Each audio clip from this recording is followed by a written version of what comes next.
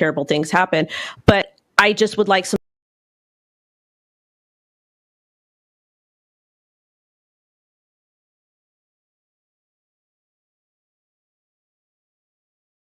sort of compromise. Like, I think compromise is important, and I don't feel that we're getting that in the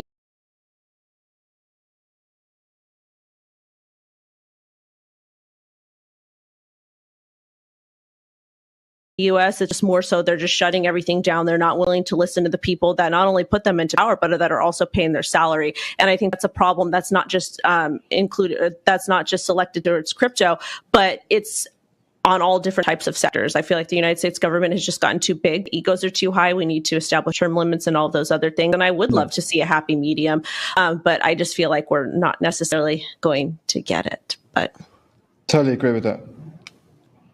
All right, we're going to leave it there. We're going to take a short break. And when we come back, an NFT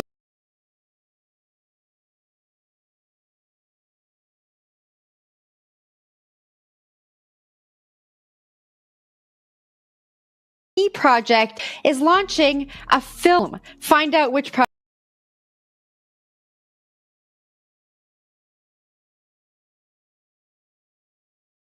project that is after this break.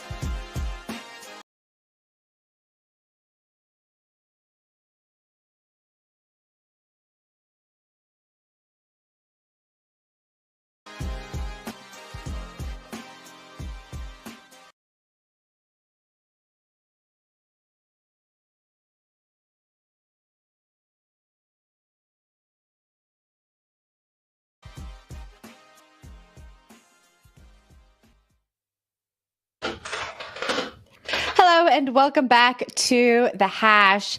Atrium, a network of artists led by former animators from Pixar, Netflix, and Marvel, is bringing one of the first animated films funded by a DAO to life. The Rise of Blues, a Nouns movie, has a budget of $2.7 million and aims to turn the NFT collection into entertainment. Joining us now to discuss is Atrium founder and CEO Supriyo Roy. Welcome to the show, Supriyo. Hey guys, can you hear me?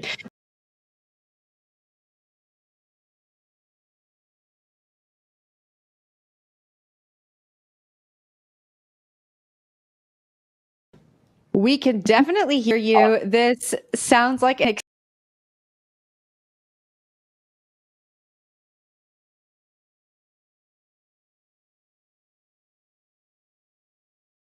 exciting time.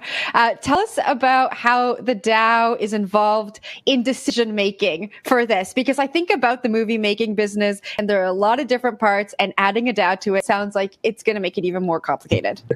Yeah, I think one of the really interesting things about the DAO, in particular non-DAO here, has been that they give you a ton of autonomy. So the creative directors are involved day to day. So they would share all of their core sort of major decisions back to the DAO.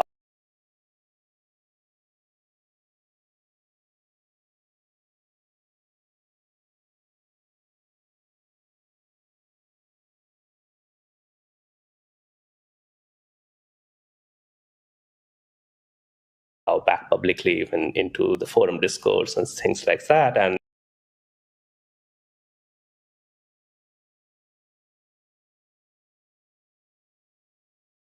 including our Discord even, and we have windows of feedback. So you come in and you can share your feedback, criticism, critique, things like that. And within that time window, if you don't give it, you hold your peace. So that's how one of the ways we have been able to make progress and stick to our milestones and adhere to a certain quality. So it's not really too many cooks in the kitchen in that sense. You know, when we think about traditional films, they usually have these massive advertising budgets.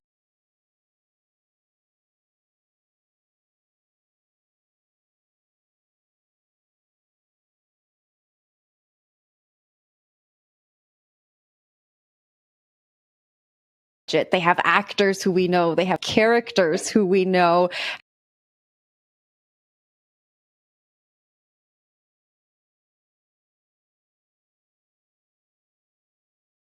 How are you advertising the film, or how do you plan to advertise the film to people outside of the community?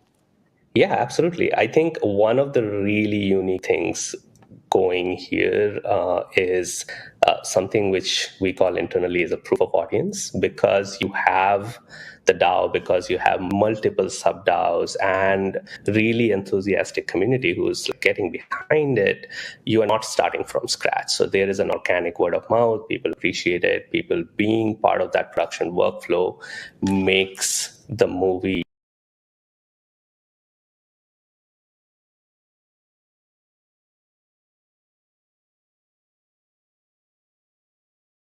seen from the day one. So it's not seen from the day one. So it's not being really created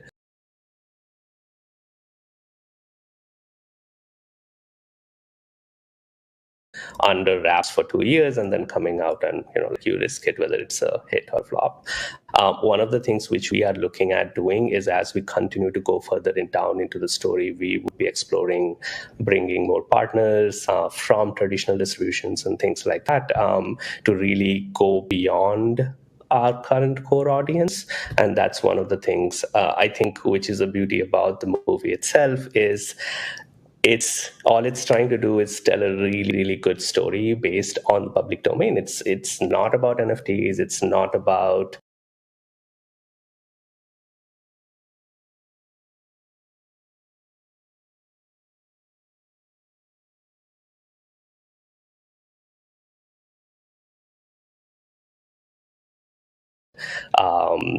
how it came to life. It's about the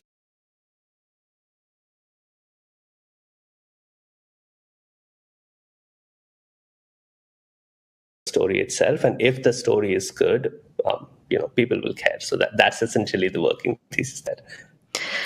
So I have a question for you. My question would be, so because it's a film that's funded by a DAO and it's utilizing the Nouns NFT collection, so are community members NFTs participating in the movie? And if so, are they collecting like IP royalties, or how does that work? That's a great question. So one of the things here is Nouns is public domain IP, right? So technically you do not need permissions to put a certain IP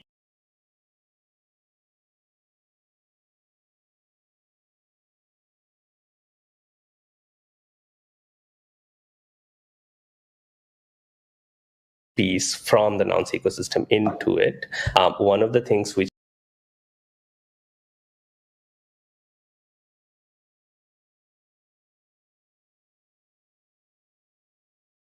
we have been doing is intentionally sort of figuring out pathways on the story where we could include community members to submit for casting calls and submit for their own sort of unique cultural references, which we can include into the story. And, like they wouldn't be blatant product placements. They need to fit organically in places where it would make sense. And then the things which we intend on doing is, because it's funded by the DAO, principally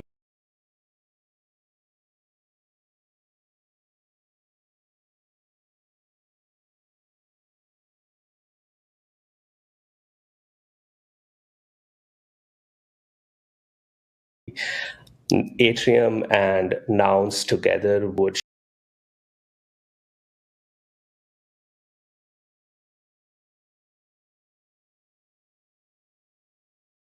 share any upside which comes from the movie in the future. Like, we are really early, as in the pilot has just been 4 minutes into a 80 minutes feature. So we intend that once the movie is complete, and as and when it starts to accrue revenue, it essentially would be shared back with the DAO directly. I love that. It sounds like a great project. I love this. So if I buy one of these Nouns NFT today, can I still have some right to kind of have a say over the direction of the movie, or is that still closed now? Yeah, essentially, right? So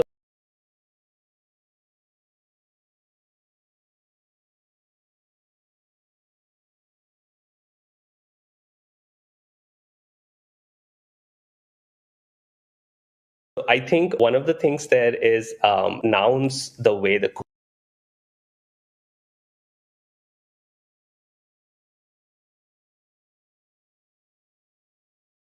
DAO itself works is Nouns is one at a day forever.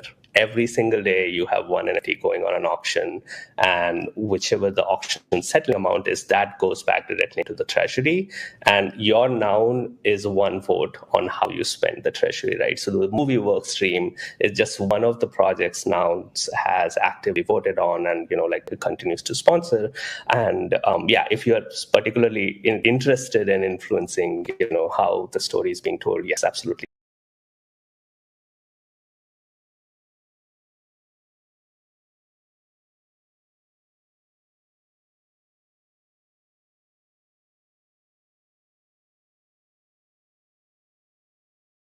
If you own a noun or you own a affiliated sort of sub-DAO community,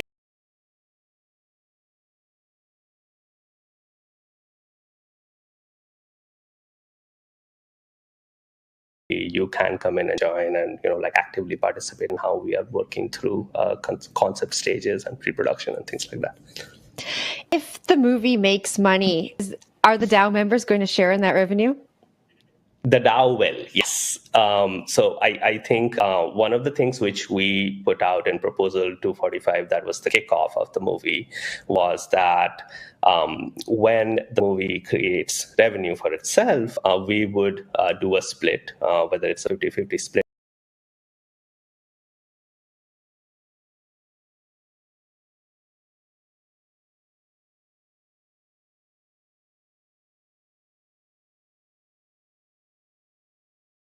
Or a 60-40 split, we'll see. But principally, the DAO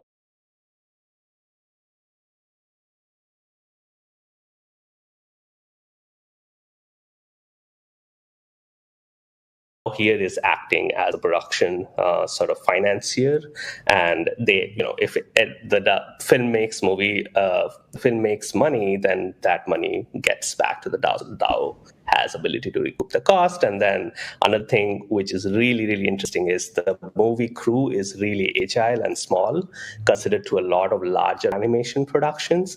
So a lot of artists have opportunity to share in that upside as well. All right, Supriyo, we're going to have to leave it there. We look forward to seeing the full-length film. So congratulations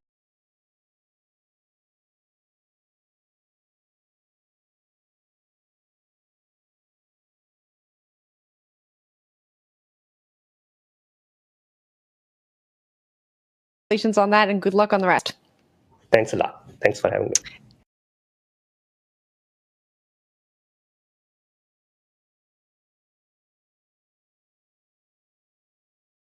That was Atrium founder and CEO Supriyo Roy.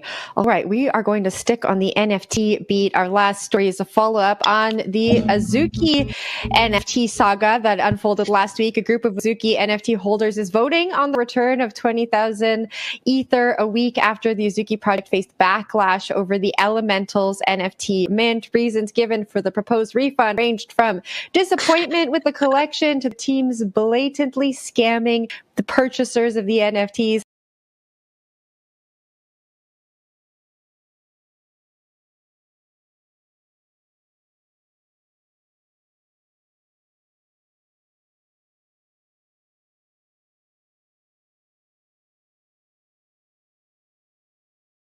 The vote proposes to allocate funds retrieved back to a DAO to promote the growth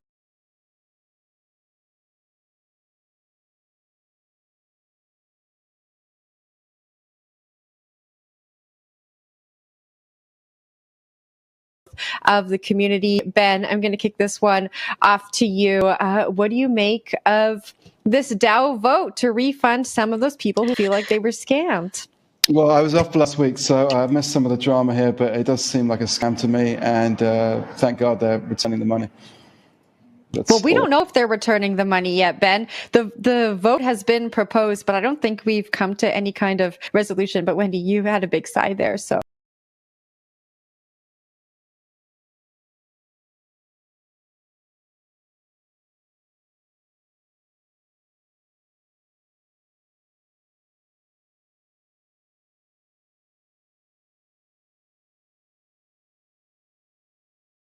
What do you think? I don't think it's a scam. I think what it is that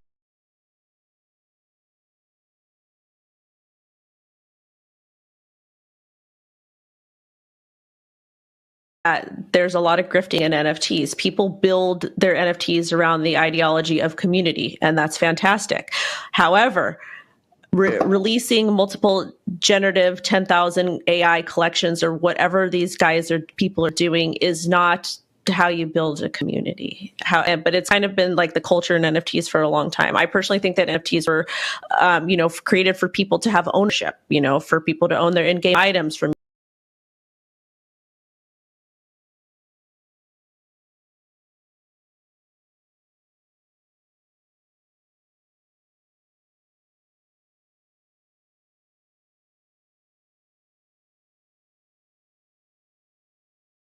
musicians to own their music, for people to own different parts that they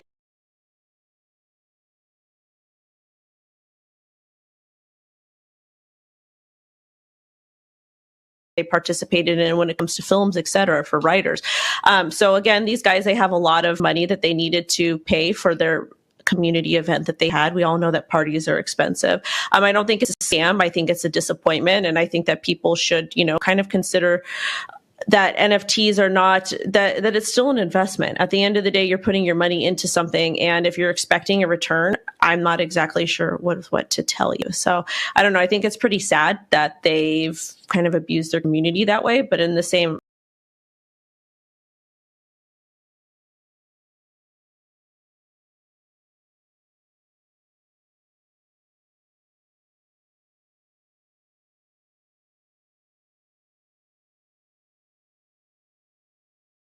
respect, people, we're in a bear market, and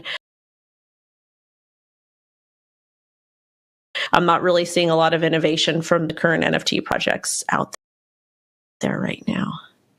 Yeah, just to give our audience a little bit of background, just in case you missed what happened last week, the Elementals NFT project kind of proposed the project was going to be something that people who bought in felt it wasn't. I think $38 million of Ether was spent on these NFTs. And then when the artwork was revealed, it was very similar, almost like a copy and paste of the original Azuki collection. I know we have a graphic of a side by side. There we go, of the original artwork and the artwork in the new NFT collection.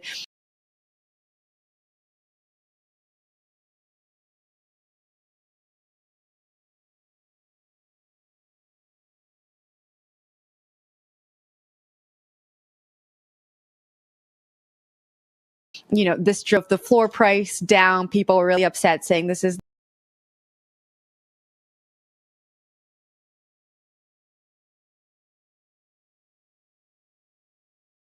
the exact same. It's almost like brand value, right? When you replicate something, the brand value of that original thing goes down. And now there's a DAO of NFT holders who want their money back. I think it's notable that the DAO has 72 members as of Monday and only 36 votes on the proposal. And 40% of those votes are coming from a single holder. So this story also kind of amplifies that DAO narrative of, like who is voting in a DAO? How are we ensuring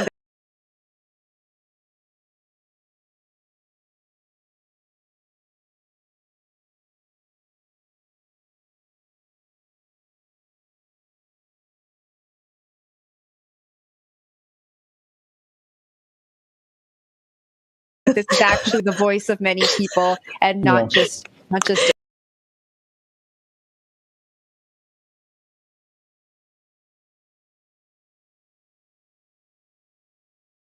a few. Wendy, this is the thing that drives me absolutely crazy about DAOs, and this is what I've been screaming for a long time. I feel like DAOs are just a reproduction of the current system that we have in America. You have a couple people in power, even in other countries too, and they make all of the choices for you. If you were able to get early access into a project, or you have a lot of money, you get the say as to what can and can't happen. To me, that's not community. To me, that's not even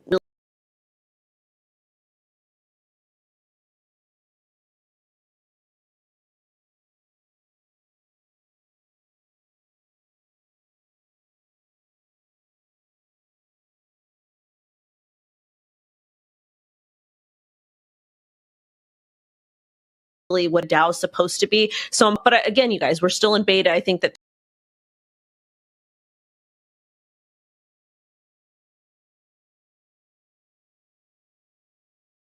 things are still early, and I think we do have the opportunity to change the way things are done and essentially really level the playing field out as to how DAOs wanted it to be. But right now, nope. All right.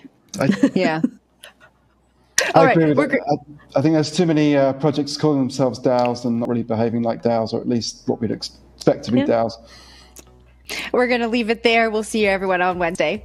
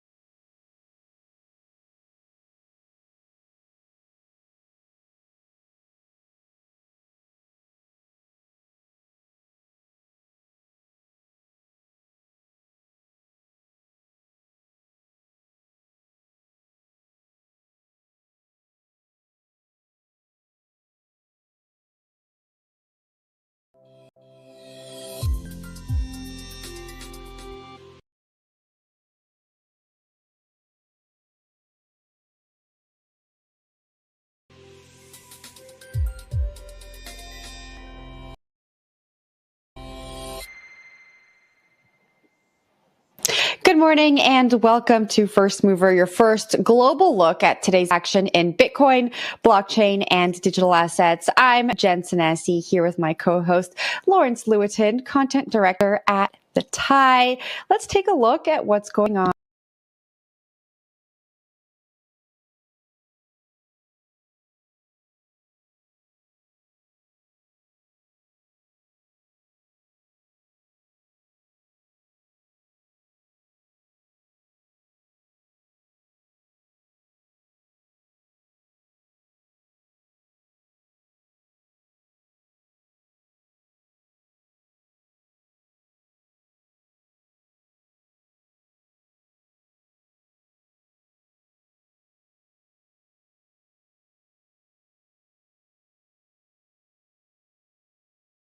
In the markets this Monday morning, starting with Bitcoin. The CoinDesk Bitcoin price XBX index is currently at 30,642, holding steady above that 30K line over the long weekend. We all had a nice relaxed weekend with that price just kind of remaining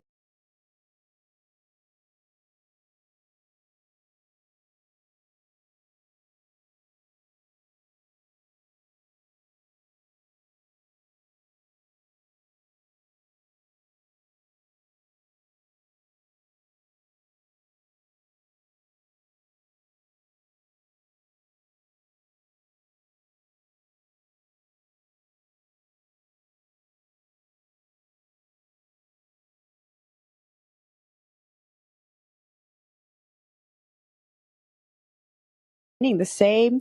Let's take a look and see if Ether is following suit. The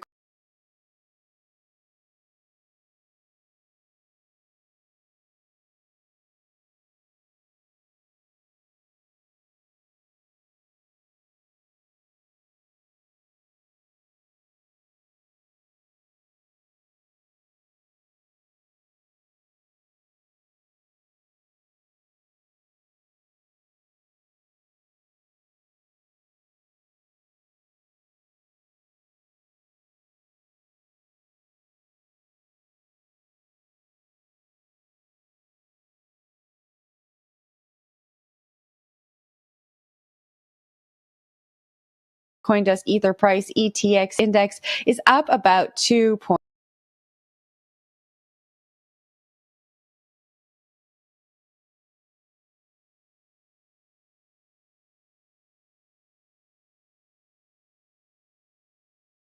0.3%, 1,965, giving us a little pump over the weekend. And let's see what's happening with DeFi assets. The DFX CoinDesk's DeFi index is at 119, just like Bitcoin, not doing much over the weekend. The State of Crypto is presented by Tron, connecting the world to the power of cryptocurrency.